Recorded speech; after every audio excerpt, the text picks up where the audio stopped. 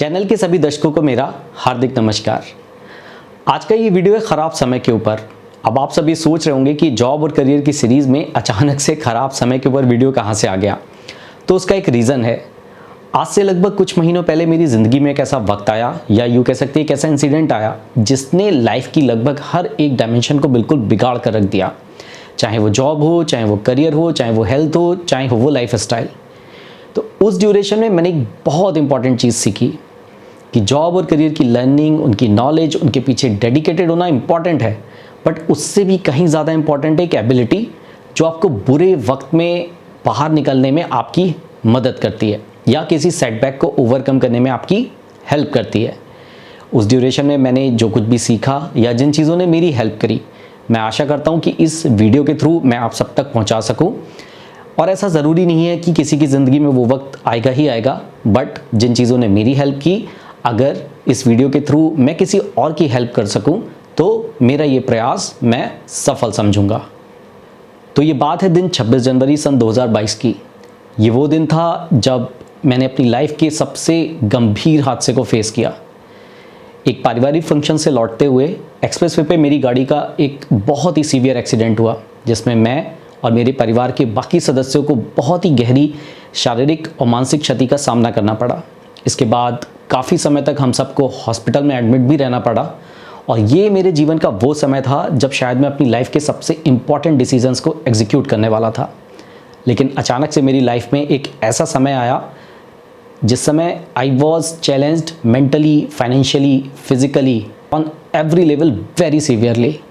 अब आप समझ सकते हैं जब अपनी लाइफ में आप कुछ बहुत ही इंपॉर्टेंट करने जा रहे हैं और अचानक से आपकी लाइफ में एक ऐसा समय आ जाता है जो लगभग आपकी लाइफ की हर एक डायमेंशन को बिल्कुल डिस्टर्ब करके रख देता है, तो आपकी मेंटल स्टेट क्या होगी। जो कुछ भी मैंने आप सबके साथ शेयर किया वो इस YouTube वीडियो के कुछ मिनट्स हैं, बट शायद मेरी ज़िंदगी के सबसे कठिन 6 महीने थे। खैर, ये इंसिडेंट इस वीडियो का मुद्दा नहीं है। इस वीडियो का उद्देश्य आप सबके साथ उन लर्निंग्स को शेयर करना है जिन्होंने बुरे वक्त से निकलने में मेरी बहुत हेल्प की। और मैं आशा करता हूँ अगर कभी किसी के साथ कोई ऐसा कठिन समय आता है तो ये लर्निंग्स ठीक वैसे ही आपकी भी हेल्प करेंगे जैसे इन्होंने मेरी की। जब हमारे साथ कोई हादसा होता है या कोई ऐसा इंसिडेंट होता है तो सबसे पहले हमारे माइंड का या हमारा रिएक्शन क्या होता है, हम ये बिल्कुल भी एक्सेप्ट नहीं कर पाते कि ये हादसा हमारे साथ हो गया। इस वजह से होता क्या है, हमारा माइंड एक एंग्जाइटी स्टेट में आ जाता है और हम ये बिल्कुल भी नहीं समझ पाते कि क्या सही है, क्या गलत है, at the moment of time हमें क्या डिसीजन लेना चाहिए। तो इसके लिए सबसे पहले सबसे ज़्यादा ज़रूरी चीज़ है कि आप अपने माइंड को, खुद को ये समझाएं कि yes this has been happened, but अब मुझे इससे निकलने के तरीकों के बारे में सोचना है। सुनने में और मेरे कहने के लिए ये बहुत ही साधारण सी चीज़ है, बट सबसे पहले जब आपका माइंड एक स्टेबल स्टेट में आएगा तभी आप उस प्रॉब्लम से निकलने के तरीकों के बारे में सोच पाएंगे। सो सबसे पहला पॉइंट आपको याद रखना है कि अपने आप को कंप्लीटली ये एक्सेप्ट करवाएं कि यस ये प्रॉब्लम मेरे साथ हो चुकी है, मैं अब इस प्रॉब्लम में हूँ, बट अब मुझे इससे निकलने के तरीकों के बारे में सोचना है। तो जब आपकी लाइफ में एक समस्या आती है तो वो अकेले नहीं आती, वो अपने साथ और भी जुड़ी हुई कई चीज़ों को लेकर आती है। अगर हम एक छोटा सा एग्जांपल लें कि किसी की हेल्थ ख़राब है तो उसको क्या क्या टेंशन होने लगेगी कि मैं अपनी जॉब कैसे करूं, मैं अपने परिवार का ख्याल कैसे रखूं, मैं अपनी रिस्पॉन्सिबिलिटीज़ को कैसे पूरा करूं। तो उस समय जो इम्पॉर्टेंट चीज़ है वो ये फोकस करना है कि what exactly burning in front of me, that is my own health, right. अगर आप अपनी हेल्थ की टेक केयर कर लोगे तो बाकी चीज़ें ऑटोमेटिकली फिक्स हो जाएंगी। तो इस ड्यूरेशन में जब आपके सामने कोई प्रॉब्लम बहुत बुरी तरीके से आके खड़ी हुई है तो रेदर देन उसके साइड इफ़ेक्ट्स के बारे में सोचने के आपको ये देखना है कि व्हाट एग्जैक्टली बर्निंग, अगर हम उसको ठीक कर देंगे तो बाकी समस्याएं तो ऑटोमेटिकली अपने आप फिक्स हो जाएंगी। अब कभी कभी क्या होता है, समस्या सिर्फ एक ही नहीं होती, बहुत सारी समस्याएं मिलके एकदम से आपके सामने आ जाती हैं। तो उस कंडीशन में आप कोई सुपरमैन या स्पाइडरमैन तो हो नहीं कि सारी चीज़ों को एक साथ सॉल्व कर दोगे। तो आपको क्या करना है, if everything is burning then focus on what is most precious. अगर मैं इस एक्सीडेंट का एग्जांपल लूँ जिसमें लगभग हम सबको चोट लगी थी, इवन मुझे भी बहुत चोट आई हुई थी, तो उस समय मैंने देखा who is needing the most care और who is needing the most of the attention at that particular moment. So कभी भी आप अगर बहुत सारी समस्याओं में एक साथ घिर जाते हो और आपको ये लगता है कि आप सारी समस्याओं को एक साथ सॉल्व नहीं कर सकते, तो आपको ये देखना है कि what is most precious for you, focus on that thing only, और सबसे पहले आप उसके लिए सॉल्यूशन प्रिपेयर करें। और एक बार जब आपका माइंड उस चिंता से या उस फिक्र से दूर हो जाता है, उसके बाद आप एक एक करके बाकी चीज़ों को भी सॉल्व कर सकते हो। तो सारी चीज़ों को एक साथ लेके चलने की कोशिश मत करो। सबसे पहले ये देखो कि सबसे ज़्यादा ज़रूरत किसको है या सबसे ज़्यादा प्रीशियस थिंग क्या है आपके लिए। सारा टेंशन, सारा फोकस पहले उस पर, और बाकी सारी चीज़ें उसके बाद एक एक करके। बुरे समय के साथ एक प्रॉब्लम है कि कभी कभी बुरे समय को फिक्स होने में टाइम लग जाता है या आपकी प्रॉब्लम को रिजॉल्व होने में बहुत ज़्यादा टाइम लग जाता है। तो उसकी वजह से एक इशू होता है कि जो व्यक्ति उस प्रॉब्लम में है या उस प्रॉब्लमेटिक सिचुएशन में है, उसका डिप्रेशन, उसकी परेशानी दिन ब दिन उसी रेशियो में बढ़ती चली जाती है। अब क्या सॉल्यूशन है इस सिचुएशन का?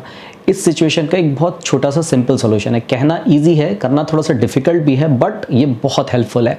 आप क्या कर सकते हैं, रेदर देन कंटिन्यूसली उस प्रॉब्लमेटिक सिचुएशन के बारे में सोचते रहने के, आप अपने ध्यान को उस अच्छे फ्यूचर की तरफ रिडायरेक्ट कर सकते हैं जो इस बुरे समय के पास होने के बाद आपके सामने आएगा।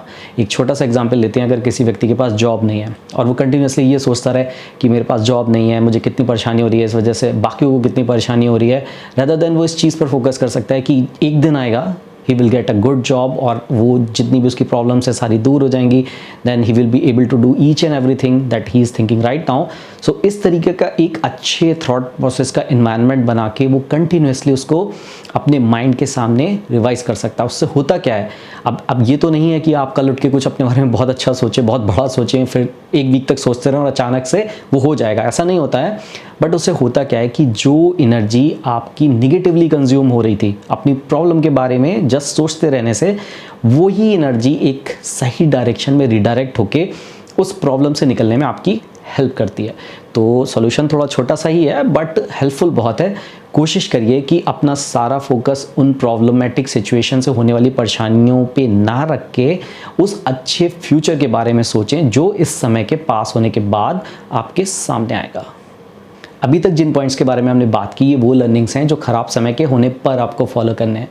अब जो लर्निंग्स के बारे में हम बात करने जा रहे हैं, ये वो पॉइंट्स हैं जो ख़राब समय के होने से पहले आपको ध्यान में रखने हैं, ताकि कभी अगर लाइफ में डिफ़िकल्ट टाइम आता है तो आप उस टाइम से ईजिली बाहर निकल सकें।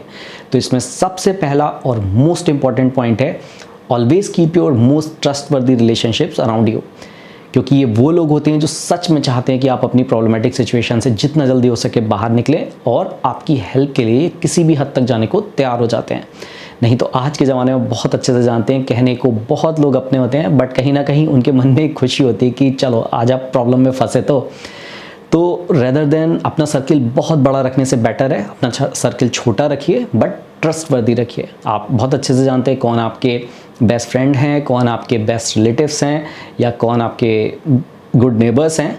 Always keep your circle enclosed with those kind of people because they are the true one in your life.